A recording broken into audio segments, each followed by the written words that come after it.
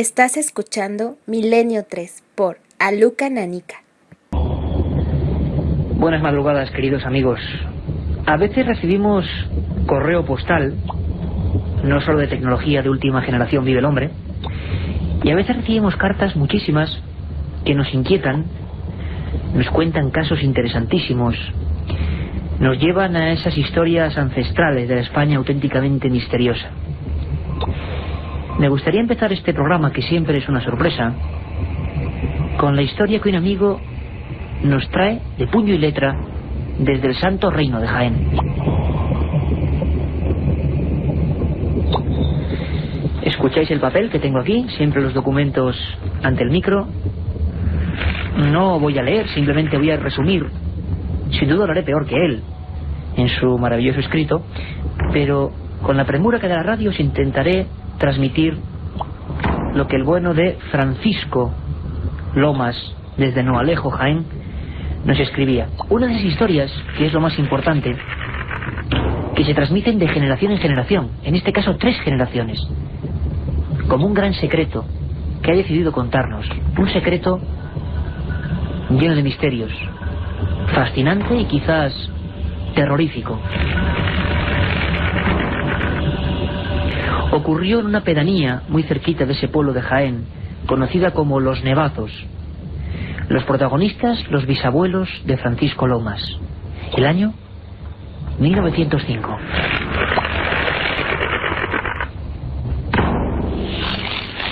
Y es que resulta que toda la familia de Francisco Lomas guardaba un secreto. Una de esas cosas que ¿en qué familia no ha ocurrido? Quizá no tan espectacular como este, desde luego, pero siempre hay pequeñas historias, casos, sucesos. Solo se habla de ellos en ocasiones muy concretas, quizá en un Día de los Difuntos, quizá en unas Navidades. ¿Quién sabe? Lo cierto y verdad es que un acontecimiento de última hora, la pérdida de un objeto, ha hecho que Francisco nos escribiese. Ocurrió en Los Nevazos, 1905. Sus bisabuelos eran muy pobres, vivían en un pequeño cortijo, y alguien llamó a la puerta. Un hombre de aspecto siniestro, muy huesudo, delgado, una mirada profunda, ojos grises. Dijo que era un ojalatero. Era una forma de ganarse la vida, un oficio peculiar. Eran hombres que iban con carros casi como buhoneros, pidiendo sartenes, cuchillos, afilaban. En aquella época en que las bisabuelas trabajaban en fogones de suelo.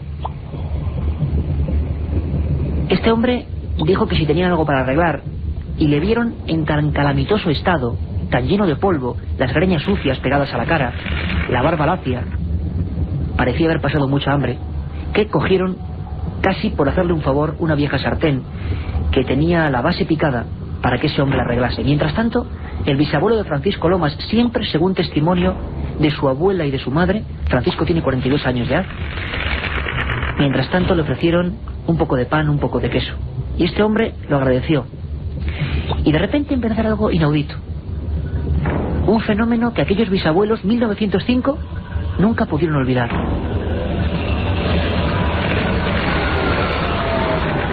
Y es que repentinamente ese hombre empezó a agujerear la sartén.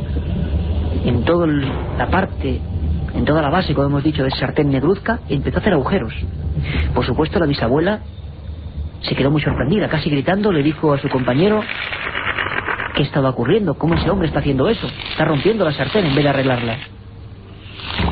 Parece ser, siempre según el testimonio de esta familia, que el ojalatero sonrió con aquellos ojos misteriosos y dijo: tranquila señora, eche un poco de agua sobre la sartén. Echó un poco de agua y parece ser que aquella agua flotaba, aquella agua no se escapaba por los agujeros que había practicado. Hubo un momento de susto, de espanto en aquella choza sin luz. Aquel hombre con una negra túnica, con el pelo, como hemos dicho, humedecido, pegado en la cara. Aquel hombre que sonreía. El bisabuelo, casi para que aquel hombre se fuese de allí, para acabar aquella insólita reunión, aquel fenómeno extraño de un agua que parecía levitar, que no caía por los agujeros, le dijo: ¿qué le debo? Entonces aquel ojalatero misterioso se acercó y dijo: con su fe ya me han pagado, y presionó fuertemente con las manos el puño de la limpia pero sencilla camisa abotonada del bisabuelo de Francisco. Entonces, 1905, los nevazos Jaén no se dieron cuenta. Pero este hombre sintió como una descarga, como un latigazo, y salió rápidamente al exterior. Era una serranía. Allí no había nadie. Ese hombre se había esfumado. Ese hombre ya no estaba. El abuelo de Francisco, el bisabuelo, gritó con todas sus fuerzas. Era imposible que hubiera escapado, ya no estaba. Pero lo más increíble es que en el puño de la camisa había quedado algo grabado.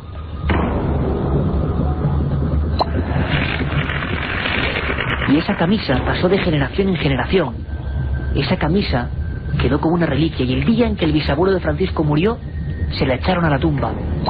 Habían quedado grabadas en aquel puño, que había sido presionado por la mano huesuda de aquel hombre, una serie de letras, algo parecido a ceniza o dorado. Y la madre de Francisco, del hombre que nos ha enviado esta carta, aunque ya no estaba ese puño misterioso, aunque parece ser que se echó esa camisa a la tumba, hacia los años 50, letra por letra, símbolo por símbolo, lo copiaron, papel y lápiz, para que quedara testimonio de esta historia. Las letras eran diversas: I, H, V, L, algo parecido a un 2, letras perfectamente grabadas y que nunca habían estado allí. Letras que hoy conocemos por la carta de nuestro amigo. ¿Quién era ese ojalatero? Ese hombre tan huesudo, tan alto, misteriosamente alto para la época, embozado en unas negras galas, que había presionado con la mano, que había desaparecido y que había grabado algo que ahora nuestro amigo Francisco Lomas, de Navalarejo, Jaén, nos envía para intentar indagar en ello. Francisco, te aseguro que por lo menos lo pasaremos a expertos, a amigos en criptografía. Hay una flecha, una H, qué misteriosa letra, una V, una L y unos números en el puño de una camisa, 1905, cuando nadie hablaba de estos temas. Y es que, ¿en qué familia no han pasado cosas como estas?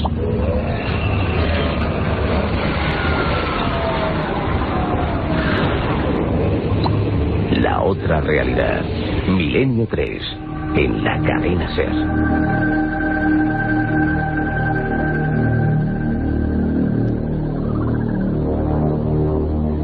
Vaya historia, nos la enviaba Francisco, como hemos dicho, de Jaén, y le hemos dedicado un tiempo especial. Carmen, buenas madrugadas, compañera. Buenas madrugadas, sí que... Porque son las historias de la España ancestral, de la España inmortal, en el sentido de sus leyendas, de sus realidades, porque toda esta familia, hablamos de padres, de hijos, de abuelos, han vivido con la presión de qué pasó aquel día de 1905, qué se quedó grabado en aquel puño. Qué historia más curiosa. Yo he escuchado algunas parecidas en otros puntos de España. Es curiosa, la verdad es que sí, y misteriosa. Mira, y aquí tengo los símbolos. Sí, los estoy viendo perfectamente. Qué bonito también que los amigos tengan esa confianza con nosotros. Y la de casos que nos llegan, ¿verdad, Iker? Tenemos un montón de casos que nos hacen ponernos en marcha, investigar y comparar con otros casos que ya conocemos.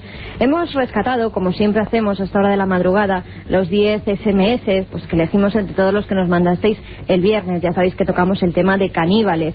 Nos los mandasteis a ese 7640, ya sabéis, palabra clave, milenio, espacio y el texto que vosotros queráis. Esta noche seguimos recogiendo también, porque además va a haber mucha información ovni, Iker. Se están produciendo muchísimos avistamientos por todo el planeta. Pero hablamos de en estos dos o tres últimos días casos, bueno, a mogollón, como se podría decir. Incluso filmaciones por parte de un equipo de televisión con previo aviso de un ser que dice, de un hombre que dice contactar con los tripulantes de esas naves.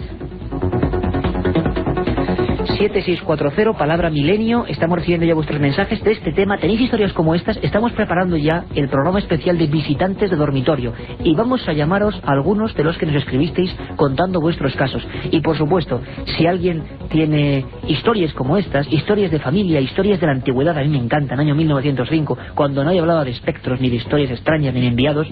Ahí está la historia, por ejemplo, de Francisco de Navalarejo. Hay una dirección que es Cadena SER, programa Milenio 3, Gran Vía 32, octava planta, Gran Vía 32, octava planta, 28013 de Madrid.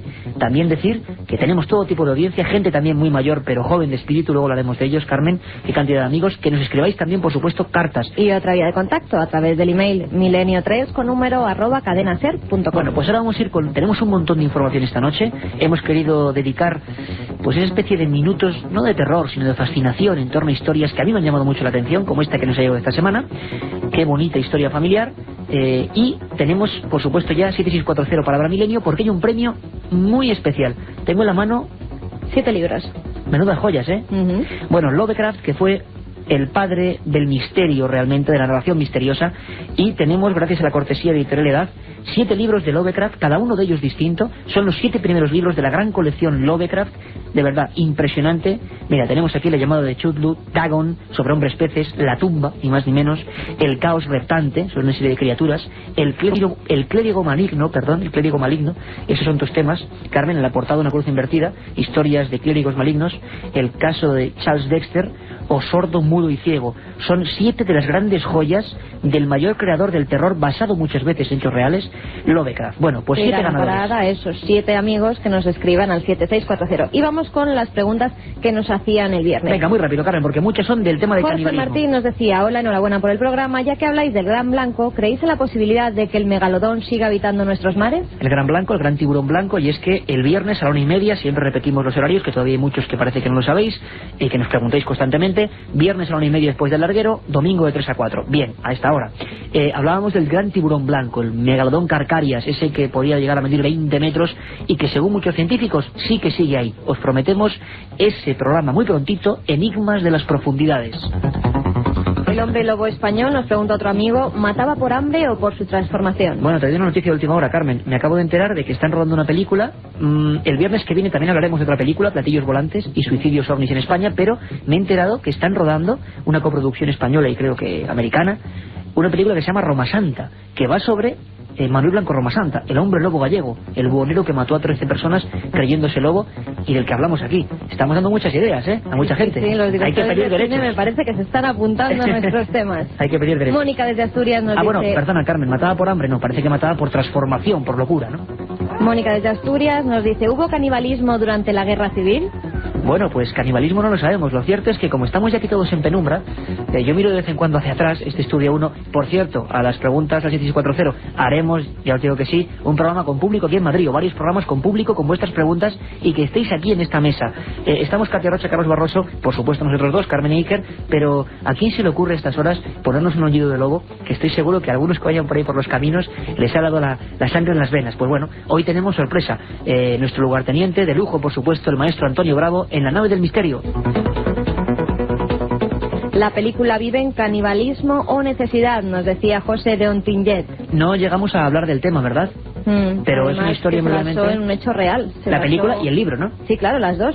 Se basó en el accidente que tuvo un avión en los Andes el 13 de octubre de 1972. Iba un equipo entero de rugby chileno y pues la verdad tuvieron el accidente y estuvieron durante mes y medio perdidos en las montañas, con unas temperaturas bajo cero, casi se congelan, muchos de ellos murieron de congelación, otros por el accidente, y por desgracia pues sí, tuvieron que recurrir a comerse a sus propios compañeros. Yo he leído el libro, Iker, y ellos, sin ningún morbo, porque era una necesidad en aquel momento para sobrevivir, decían que pues primero empezaron por la gente que menos conocían y acabaron por comerse a sus propios compañeros.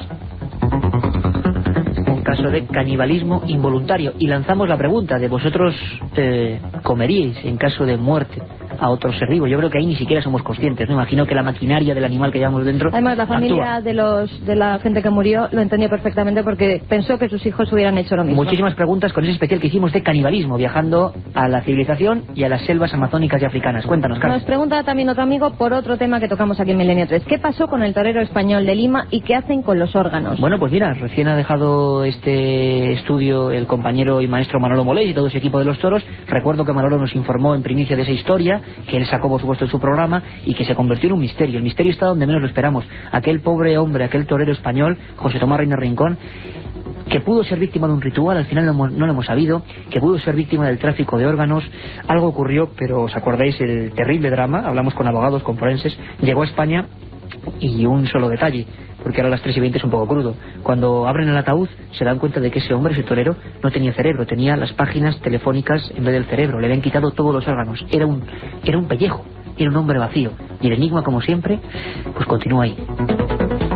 Otro amigo nos decía, los Yanomami, mal llamados aucas salvajes, no son caníbales. Bien, eso es muy interesante porque empezábamos el programa del viernes con unos trozos de filmación sonora de Holocausto Caníbal, esa terrible película de Ruggero Deodato que hizo que el director fuera casi a la cárcel porque mucha gente pensó que era un reportaje real de unos reporteros que se adentraban en la selva Yanomami y desaparecían devorados por los caníbales, aunque ellos también eran un poco salvajes, los periodistas me refiero, pero al parecer todo fue un gran truco y los Yanomami fueron los grandes perjudicados. Se quedaron con eso, con el San Benito de caníbales para toda la vida. También nos ha llegado un mensaje, por favor firmarlos, esos SMS, sí, para que luego demos el nombre de los ganadores. ¿Se conoce algún caso de canibalismo en España últimamente?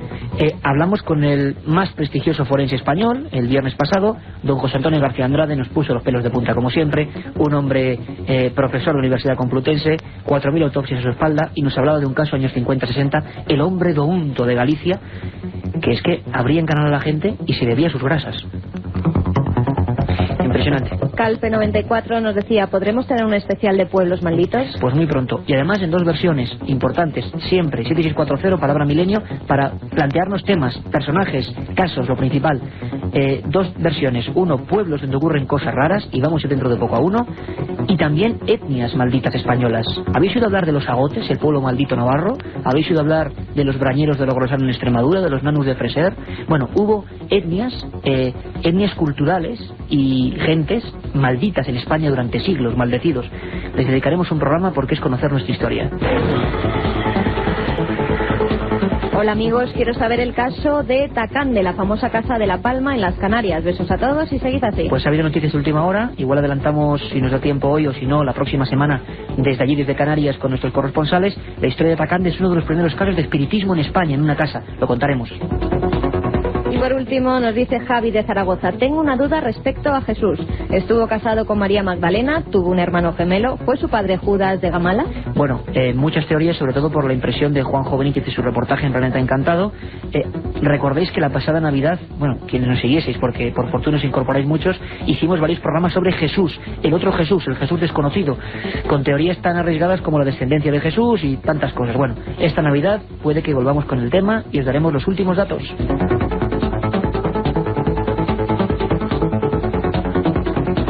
Y ahora, si os parece, lo que vamos a ir haciendo, Carmen, es montarnos en la actualidad, porque ha habido una noticia de algo de alcance importantísimo. Tiene que ver con el Monte Ararat, tiene que ver con un lugar misterioso, pero a la vez con un componente muy religioso. Siempre se ha hablado, fotografías aéreas, expediciones, que había allí restos del Arca de Noé, que existió de verdad, según muchos especialistas, arqueólogos de gran renombre, y ahora tenemos desde Rusia noticias de ultimísima hora sobre el Monte Ararat y la supuesta Arca de Noé. Cuéntanos, Carmen. Pues una expedición asegura haber descubierto el Arca de Noé. Esto lo afirma la expedición organizada por la asociación rusa Planeta Desconocido. Al parecer, según el jefe de la misión, el Arca de Noé no se encuentra, como anteriormente se pensaba, en la cima del Monte Ararat, sino a unos 30 kilómetros.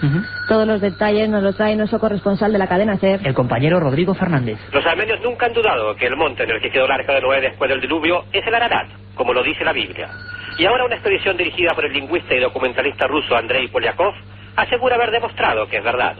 Polyakov afirma que descubrió los restos del Arca de Noé precisamente en ese monte sagrado de los armenios y cristianos. Los restos del Arca, una enorme estructura de madera petrificada, habrían sido fotografiados anteriormente desde el espacio, según algunos especialistas. Para subir al Ararat, Polyakov tuvo que obtener permiso de Turquía, país donde ahora se encuentra el monte. El documentalista explicó que el Arca en realidad no se halla en la cima, sino a unos 30 kilómetros de allí, en las montañas aledañas, como se dice en la misma Biblia. La estructura petrificada tiene 150 metros de largo por 25 de ancho y 15 de alto. Polyakov piensa que en realidad no hubo una sola arca, sino más bien una flotilla de naves, y señala que la última palabra la deben decir, por supuesto, los especialistas. Él, por su parte, prepara ya una nueva expedición para buscar más restos de las arcas de Noé. La otra realidad. Fenómenos extraños. Misterios sin resolver. Milenio 3. En la SER. Y desde luego tenemos que viajar al asunto de los ovnis, siempre presente, desde hace un tiempo bastante dormido, esa es la impresión que nos da. Sin embargo, hay noticias de última hora, noticias de tipo cósmico, sobre todo en el cono sudamericano, noticias inquietantes y que, como siempre ocurre con este misterio, es increíble. También esperamos vuestros mensajes. ¿Qué opináis de los ovnis? ¿Qué está pasando? Hubo algunos casos en España hace bien poco, pero es que en Venezuela ha sido uno de los lugares donde ha rebrotado esta historia. Y además casos muy bien documentados. Cuéntanos, Carmen. Desde el pasado 21 de octubre se vienen produciendo avistamientos ovni en el Ávila, una montaña venezolana donde, según los lugareños, es muy frecuente tener este tipo de observaciones. La señora Ligia Peralta aseguró que esa noche estaba observando un extraño objeto luminoso de grandes dimensiones que se encontraba a las afueras de Caracas. Según dijo, el ovni apareció de la nada, tenía una luz muy blanca y resplandeciente y se estuvo desplazando rápidamente por la zona durante unos segundos. 4 días más tarde, 5 personas observaron las evoluciones de un objeto circular de color negro que se desplazaba a gran velocidad y en forma lineal sobre las faldas del cerro El Ávila y posteriormente se ocultó entre las nubes. Y un día después, el 25 de octubre, Raquel Rivero informaba de nuevo avistamiento hacia las 7 de la tarde. La testigo dijo que se trataba de una intensa luz blanco-azulada que permaneció estática en el cielo durante unos 10 minutos. Después se fue apagando lentamente hasta desaparecer por completo. Pero es que no solo ha sido así. También en República Dominicana, que estamos hablando de las mismas fechas, hemos hablado de Venezuela, en República Dominicana la prensa del país también habla de historias de ese tipo. Cuéntanos. Filmaciones, Iker. Filmaciones por parte de un cámara del Canal 25, Noendi Valerio. Grabó el pasado 5 de octubre un extraño artefacto que despedía humo, no emitía ruido alguno y chocó contra la tierra. Eso es lo más curioso, porque varios residentes en la ciudad de Navarrete también aseguraron que vieron pasar un objeto volante a gran velocidad que desapareció en una montaña cercana. Desde ese momento, el Departamento de Investigación de Accidentes de Aeronáutica Civil comenzó la búsqueda en la zona donde pudo producirse el impacto, pero por el momento no han hallado ningún rastro. Y es que cada vez que hablamos de ovnis, ¿cómo suena, madre mía, esta sintonía que nos pone don Antonio Bravo? Ya Michel Jarre, Oxígeno 1, esta música tiene pues casi 30 años y es el Cosmos. Es que estamos viendo, Carmen, que son casos no simplemente testimonios, sino Aeronáutica Civil, el Ejército interviniendo en ellos. Sobre todo porque algo se ha estrellado. No han podido localizarlo porque los vecinos dicen que en la zona hay muchas nubes, mucha vegetación que puede tapar ese artefacto que ha caído y que no han cesado la lluvia en los últimos días. Además, los radares del cercano aeropuerto Gregorio Luperón no registraron nada en sus radares, pero tampoco tienen registrado ningún avión que sobrevolara esa zona durante la noche del miércoles, que es cuando se produce esa caída de objetos. Las fuerzas de seguridad no descartan que pudiera tratarse de un aerolito o incluso un meteorito lo que impactó contra la montaña. Por si fuera poco, esta mini oleada que se está viviendo en América, hablamos de Venezuela, República Dominicana, nos llegan las noticias, claro, con la rapidez hoy en día de los medios informáticos, portadas de los periódicos, también, parece mentira, Argentina. Un equipo del programa Informe Central de Canal América ha captado con sus cámaras las evoluciones de un objeto volante no identificado que se desplazaba sobre la ciudad argentina de Maimara. Alfonso Vidondo, que desde hace varios años se dedica a la investigación ovni, aseguró a los periodistas que podía comunicarse con los tripulantes de estas naves de forma telepática y por ello llevó a todo el equipo de televisión a Jujuy, el lugar donde iban a aparecer. Vamos a ver, Carmen Porter, aquí hay que recapitular, que tú eres la reina de la información, la base de datos de este programa, pero aquí hay que recapitular. Aquí esto, vamos a ver, estamos viendo observaciones de ovnis y nos encontramos con un personaje, un elemento muy típico del pasado, muy típico de los años 70, que es el contactado. Caramba, es que yo alucino, llevamos casi 150 programas y todavía no hemos hablado de contactados, creo. Hablaremos de contactados, los que se creen en poder de provocar fenómenos en el cielo, por lo menos de anunciarlos y que luego se corroboren. Pero hacía mucho tiempo, muchísimo, que no teníamos noticias de contactados.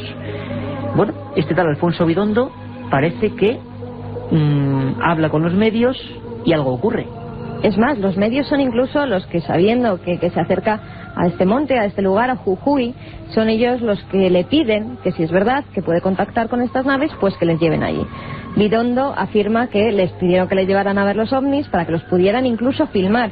Así que les condujo al lugar y mientras ellos me hacían el reportaje, dice, las naves me comunicaron que iban a aparecer detrás nuestro. Nos dimos la vuelta y una de las naves estaba en lo alto. Ellos se sorprendieron muchísimo y la filmaron. Según el productor de televisión Marcelo Peralta, que se encontraba allí, y el cámara Alfredo Guilanda, se trataba de una luz muy grande que pasó muy despacio sobre sus cabezas y desapareció. Después, según siempre sus afirmaciones, aparecieron más y estuvieron varios segundos hasta que volvieron a desaparecer.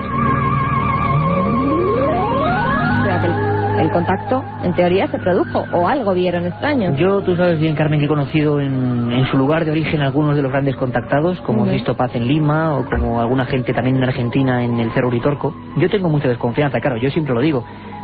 Soy de mal recibido en todas partes, demasiado escéptico para los crédulos y demasiado crédulo para los escépticos. Bueno, el término medio no debe estar tan mal, pero lo cierto es que yo tengo, cierto resquemor con estos personajes. Pero claro, hablamos de equipos de televisión que han ido a un lugar donde esta gente decía que iban a aparecer luces. ¿Os ha pasado a vosotros también alguna vez?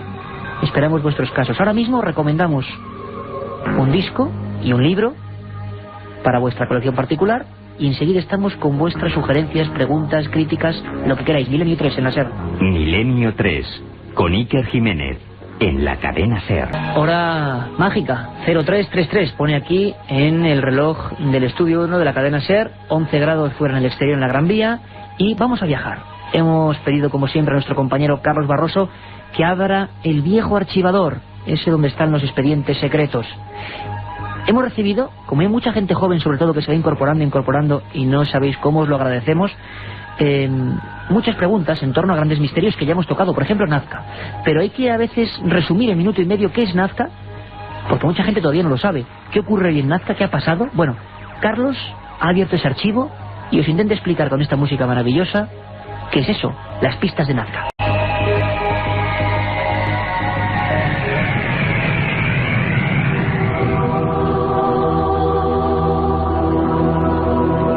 Año 1939.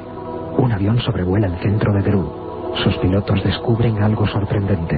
A cientos de kilómetros bajo sus pies hay unos dibujos extraños. Representan animales, aves y numerosas líneas rectas o espirales. Acababan de encontrar uno de los mayores enigmas de la humanidad, que todavía sigue sin respuesta. Las medidas de los dibujos de Nazca son tremendamente exactas. Sus dimensiones solo hacen posible que sean vistos desde el cielo. Las teorías sobre sus creadores no han faltado a lo largo de los años. La mayoría piensa que quienes hicieron esos dibujos podían volar o estaban dirigidos por alguien que podía hacerlo. De otra manera hubiese resultado casi imposible realizar esos trazos con una geometría tan perfecta. Hay quienes creen que se trata de un calendario astronómico anterior a los incas. Otras teorías apuntan a seres extraterrestres como posibles autores de las señales. En la actualidad, la ciencia se muestra incapaz de explicar el origen y la forma de ejecución de los dibujos de Nazca. Lo único cierto es que ahí siguen, en medio del desierto, desafiando las leyes de la lógica y del tiempo. Qué maravilla las pistas de Nazca, siempre es bueno volver a sobrevolarlas. Lo hicimos un día con uno de los pilotos de Aerocóndor y nos quedamos fascinados. Los que lo hemos visto en vivo nunca podremos olvidar la impresión. Por ejemplo, cuando sobrevuelas con la avioneta y te topas con una figura que tiene casco, que tiene unas botas, que tiene dos ojos perfectamente redondos, que alza una mano a los cielos. Está ahí desde hace 2200 años. Tiene el tamaño de una casa de 28 pisos. Se construyó sin que sus creadores la vieran nunca. Solo se puede ver a cientos de metros de altura. Y el retrato es este: un casco como una media esfera, como una media sandía, dos ojos grandísimos, botas sobredimensionadas, un cuerpo grueso y esa mano que saluda a los cielos. ¿Quién la hizo? Si lo hicieron los Nazca, debieron ser ellos, en la arena. Lo dejaron grabado para que durase siglos. ¿Para qué? ¿A quién saludaba aquel hombre? ¿Fue el retrato de alguien que alguna vez llegó hasta allí y que se fue? ¿Cuántos enigmas en torno a uno de los grandes misterios de la humanidad, Nazca? Ojalá un día viajemos hasta allí y podamos contaros, micrófono en mano, el misterio que todavía late en ese increíble desierto, el desierto más seco del planeta Tierra. Y es momento, Carmen, para volver a conectar con nuestros oyentes, la vía directa, porque hay muchísimos mensajes. Pues sí, es de 7640, ya sabéis, palabra clave, milenio, espacio y la pregunta que vosotros queráis, la opinión que queráis darnos. Sabéis que el coste de la llamada es 0,60 céntimos. Pues Álvaro de Madrid nos dice: saluda a todo el equipo, ¿por qué no habláis un día de los viajes en el tiempo? Enhorabuena, sois estupendos. Nos lo preguntan mucho, los viajes en el tiempo, es verdad, hay que hacerlo, ¿eh? Hemos tocado algunos temas como el cronovisor del padre Arnetti, aquel misterio del Archivo Vaticano, de un hombre que parecía que quería fotografiar el pasado. Hay mucha teoría sobre todo esto. Lovecraft, recordamos, sorteamos los 7 primeros libros, todavía casi no están ni a la venta, de la colección Lovecraft, auténtica joya para los que hagamos el misterio, 7 ganadores. Pues bueno, Lovecraft también habla de eso, de hombres que, variando la historia, viajaron atrás en el tiempo.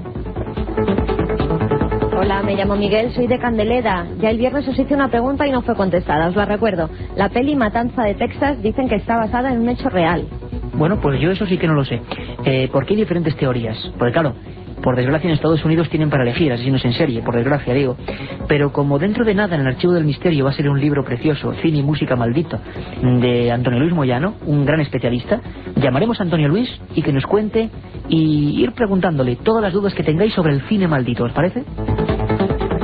Soy Riesgo de Alicante. ¿Qué órganos tienen que estar en buen estado para congelar un cuerpo? Bueno, según nos decían en el programa de hace 2 semanas de la criogenización, debería estar todo el cuerpo en buen estado para que el nitrógeno líquido se mantuviese en perfecta conservación. La teoría de criogenización, lo repito porque ha causado mucha polémica este programa, es que hay que congelarse muerto. Y luego dicen los científicos con los que hablamos de Alcor, los médicos que estuvieron aquí, pues que hay que reanimar, que creen que la ciencia puede reanimar, pero claro, imagino que no con grandes daños cerebrales, sobre todo cerebro y corazón, decían que eran las 2 grandes claves. Otro amigo nos dice: tenía 5 años, vi un hombre de negro, todo negro, sin cara. ¿Qué explicación tiene esto? Lo recuerdo todavía. Un testimonio, uno más. Carmen, ¿cuántos hemos recibido de muchísimos, de visitantes de dormitorio además, o de ver, o de observaciones de seres extraños? La verdad es que hay muchísima gente a la que le pasan este tipo de cosas. Nos preguntan, claro, no tenemos solución.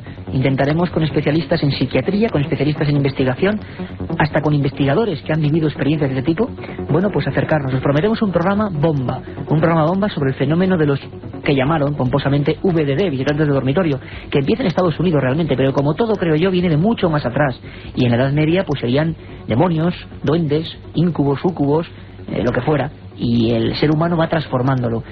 Lo que sí quedaros, porque nos lo preguntáis mucho, es con lo de visión hipnagógica e hipnopómbica. ¿Qué nombres? Sí, nos estáis preguntando al 7640 constantemente con la palabra milenio. Bien, hipnopómbica e hipnagógica, ¿qué ocurre? ¿Qué significa? Según la psiquiatría, imágenes como diapositivas del sueño que se nos quedan ahí, trabadas, que no sabemos diferenciar de si estamos dormidos o despiertos, y que por desgracia, a estas horas es un poco duro, lo repito, la escena que se ve es una cara que se acerca. Esto podría dar lugar a muchos casos, pero bueno, haremos especial con vuestros testimonios. Firmar por si acaso algunos de esos mensajes para poder llamaros y contactar con vosotros. Eduardo desde Valencia nos dice: atención Iker, yo soy vigilante, esta noche he visto una nave y no era un avión, se ha parado cerca mío y me he quedado petrificado. ¿De dónde escribe este hombre? Desde Valencia. Desde Valencia, vigilante.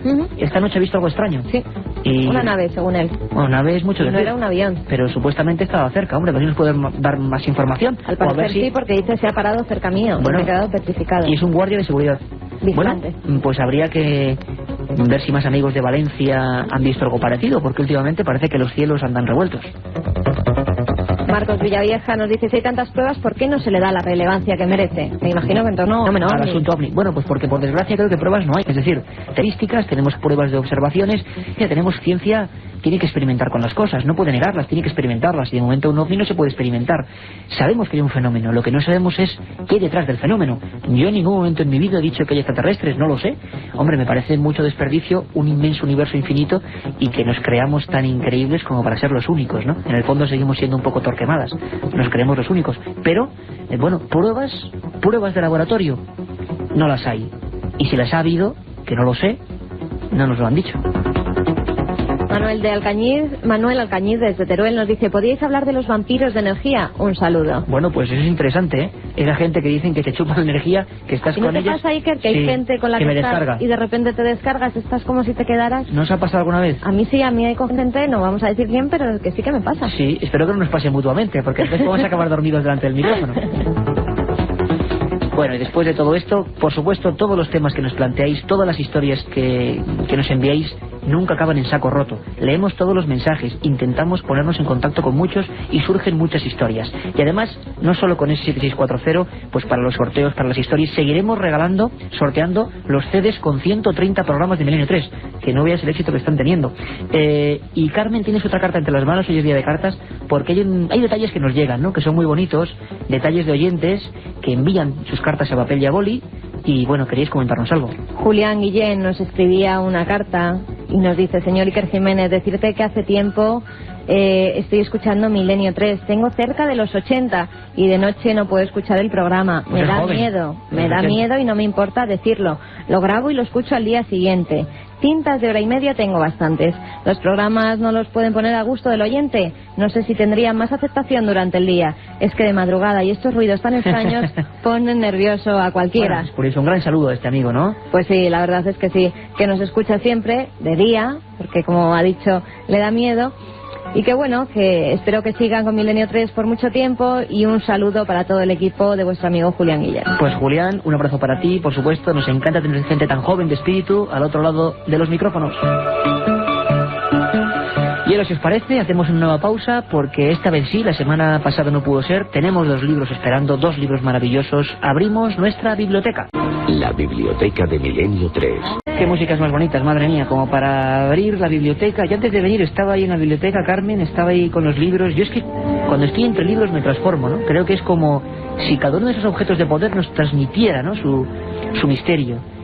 No sé qué maestro dijo una vez que eran eso, más poderosos que las armas. Bueno, espero por lo menos creerlo, ¿no?, que los libros son los objetos de mayor poder que ha hecho el ser humano, donde viajan las ideas, las revoluciones, los pensamientos. Y como siempre, nuestra biblioteca heterodoxa, distinta, para hacer pensar, desde luego, recomendamos 2 libros. Uno moderno, que se puede encontrar en las bibliotecas, en las librerías, y otro que ya es muy difícil, pero que puede aficionaros a ese hábil deporte de la búsqueda en las librerías de viejo. El que tengo yo en las manos es de la editorial Grijalbo. El título es un número, una historia alucinante: 1421, el año en que China descubrió el mundo. Y su autor, un importantísimo almirante de la Real Naviera Oficial Británica, Gavin Menzies, un hombre que por su oficio ha recorrido todos los mares y que se documentó durante muchísimos años, en definitiva, para crear una historia alucinante. Documentación, mapas, fotografías. Según él, siempre según él y sus estudios, el 8 de marzo de 1421, 71 años antes que Colón, de China, de la zona de Zhuji, salió una flota de 107 barcos juncos. Tenían casi 150 metros de eslora. Eran grandísimos navegantes, tenían conocimiento de la cartografía, y según parece, y en este libro se documenta, esos chinos llegaron a América, al mundo perdido. Y es que cuántos enigmas hay en torno a las civilizaciones que parece ser surcaban los mares mucho antes que Colón, sin quitarle un ápice, por supuesto, de valentía a Colón. Yo os propongo, con este libro 1421 en las manos, os propongo ese programa, a ver qué os parece, qué me decís. Los misterios de Colón como personaje, cómo fue su viaje realmente, por qué, por ejemplo, estaban las cruces templarias, curiosísimo, en sus barcos, qué pasó de verdad, sabía dónde iba, fue un accidente. Y también hablaremos de cartagineses, fenicios, vikingos, con las pruebas, los documentos, los grabados en América que demuestran que alguien mucho antes estuvo por aquellos lugares. Y tú tienes algo inencontrable en las manos, Carmen, un libro azul, por desgracia muy difícil de encontrar, y creo que de los primeros que en España tocaron este tema. Pues sí, se trata del gran libro de los vampiros, tratado de upirología. El autor es Ángel Gordon, la editorial es Aura, y el año de publicación 1987. El autor hace un minucioso estudio sobre la figura del vampiro, desde su nacimiento en la más remota antigüedad hasta su desarrollo en el centro de Europa en la Edad Media. Un capítulo muy interesante, y que es el que dedica los informes y documentos oficiales sobre vampiros. No hay solo sobre ovnis, también sobre vampiros. Gran estudioso, Ángel Como el Gordon. que realiza el médico de la emperatriz María Teresa de Austria, o el caso de Rosita Iolakin, que fue declarada vampiro y condenada a la hoguera. También recoge algunos de los medios que durante la historia se han utilizado para luchar contra los vampiros. Medios para luchar contra vampiros. Como Ajá. colocar espino en las puertas y ventanas, echar agua bendita sobre las tumbas de los que creían que podían ser vampiros, y los clásicos como los ajos o la estaca. Y también recoge al final del libro toda una filmografía que hay sobre vampiros y una bibliografía muy extensa. Además hay una frase en la portada que dice: la fuerza del vampiro reside en que nadie o casi nadie cree en su existencia.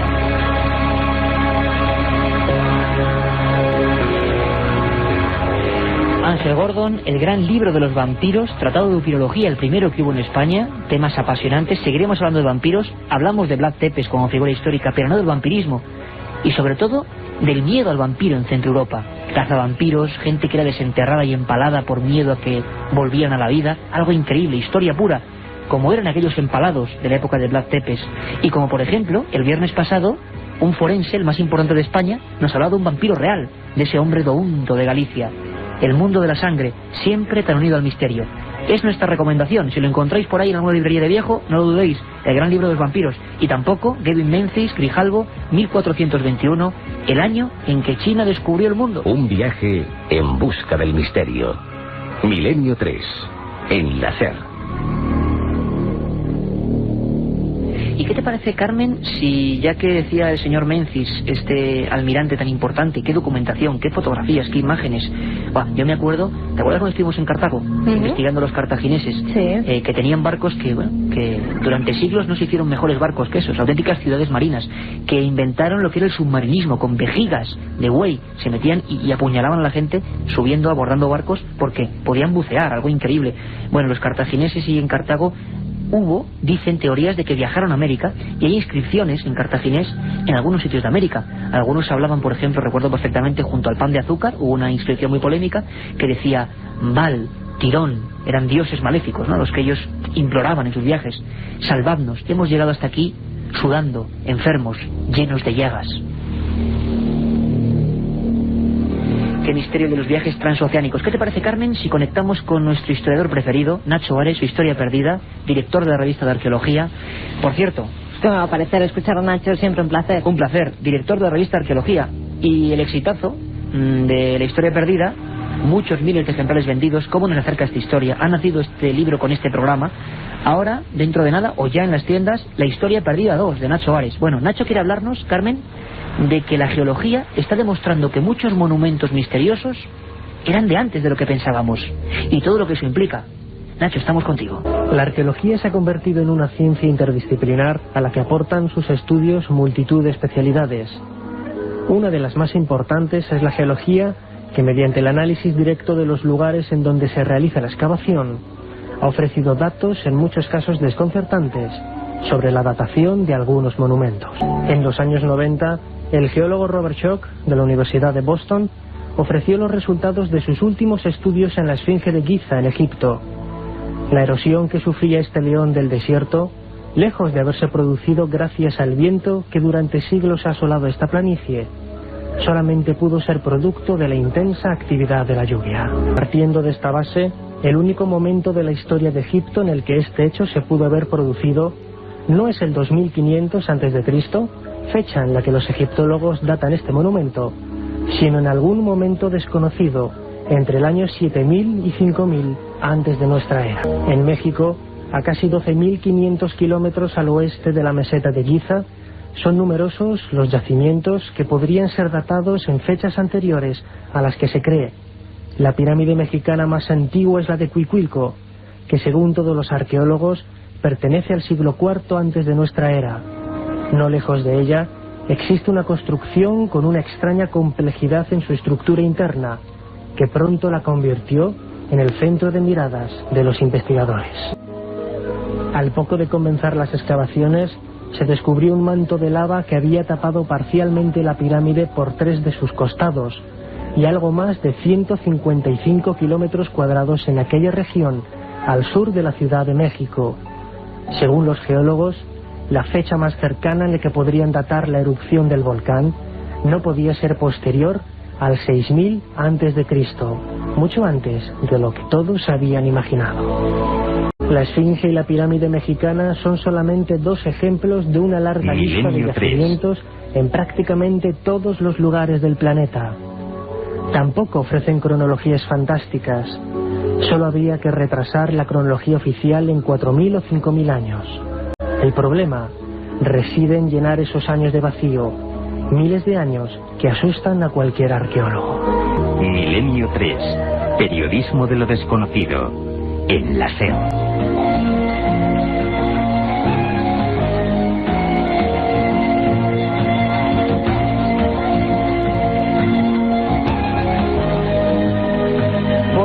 Por supuesto que también haremos esos CDs sorteándolos siempre como regalo para amigos de las músicas de Milenio 3. ¿Cuántos nos lo pedís? Y con los programas, que nos los piden un montón de gente, como Carlos de Granada, que dice que dónde conseguir los libros del Archivo del Misterio y cómo conseguir los CDs del programa. Bueno, los libros del Archivo del Misterio de Editorial en cualquier sitio, cualquier gran librería. Pero los... O a través también de la página web, en ikerjimenez.com. www.ikerjimenez.com. Pero hay una cosa, que es que, estimados amigos, las sintonías de los programas no se pueden vender. De momento es un sorteo que hacemos siempre para que estéis con nosotros. Como ahora vamos a sortear enseguida estos libros del Lovecraft. Vamos con las preguntas, Carmen. Un amigo nos dice: me llamo Tony, tengo 36 años y a los 18 perdí a mi hermana mayor. Me mudé a su piso y ocupé su habitación. Aún recuerdo su cara entrando, flotando en la habitación. Hola, soy Juan Carlos de Palencia. Me gustaría saber cómo conseguir los expedientes desclasificados de los fenómenos OVNI en España. Bueno, puede acudir a algunos libros donde están publicados, y si quiere acudir a los originales, que yo no sé si ahora se puede ya, era la Biblioteca Central del Ejército del Aire, aquí en Madrid, en Moncloa. Tendrá que pedir un permiso, una autorización. Yo recuerdo en mi época que era el capitán David Libreros, un hombre muy amable, y ahí están pues con unos 3.000 expedientes, 3.000 folios con información OVNI. Yo siempre digo, cuando me dicen, ¿tú crees, no crees? No, oiga, que es que no es creer o no creer en los ovnis como tema. Los ovnis están en los expedientes del ejército. ¿Qué son? Ah, bueno, ahí ya. Así que, Biblioteca Central, Ejército del Aire, Plaza de Moncloa, en Madrid. Gonzalo de Alicante nos dice: amigos, una corrección, el equipo de rugby era uruguayo, el que iba a jugar a Chile. Es verdad, exacto. Eran los Sol Christians, que eran uruguayos. Me encanta esta audiencia, porque demuestra que podemos permitirnos el lujo de tener algún desliz, porque sabemos que estáis ahí. Aprendemos de vosotros y con vosotros, nunca lo olvidéis. Somos dos compañeros de ruta y siempre estamos de noche. Una noche vimos uno tan claro que hasta pudimos dibujarlo. Pues, que se refieren a un ovni, tema ovni. Lo que ven nuestros compañeros del camión, ¿verdad? Sí. Y la de mensajes que nos envían. Dándole la un rosca. Saludo, llevar cuidadito por esas carreteras de Dios, nos aparezca algo raro. No, bueno, y si os aparece algo raro, llamar a Milenio 3, importantísimo. Un abrazo a todos los amigos que recorren las rutas de España ahora mismo. Hola, Iker, soy Raúl de Asturias. Hace años vi una bola verde fluorescente en el cielo que duró 2 segundos y desapareció de repente. ¿Sabes qué puede ser? Bueno, lo contaremos, dicen los expertos, Foo Fighter, bola de fuego, ¿no? Un fenómeno muy curioso. Como hay tantas preguntas, haremos el programa sobre ese y sobre todo lo que nos pidáis. ¿Vamos con los ganadores rápidamente, Carmen? Venga, vamos. Venga.